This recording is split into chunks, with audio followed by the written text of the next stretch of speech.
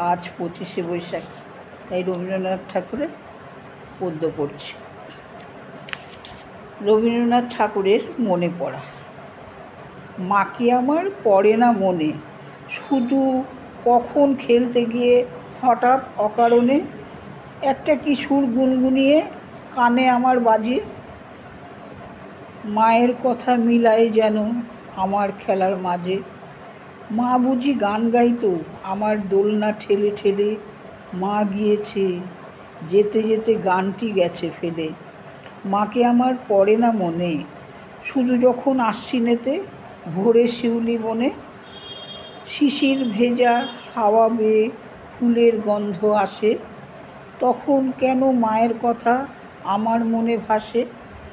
কবে বুঝি আমতো মাসেই ফুলের সাজি বয়ে, পুজোর গন্ধ আসে যে তাই মায়ের গন্ধ হয়ে।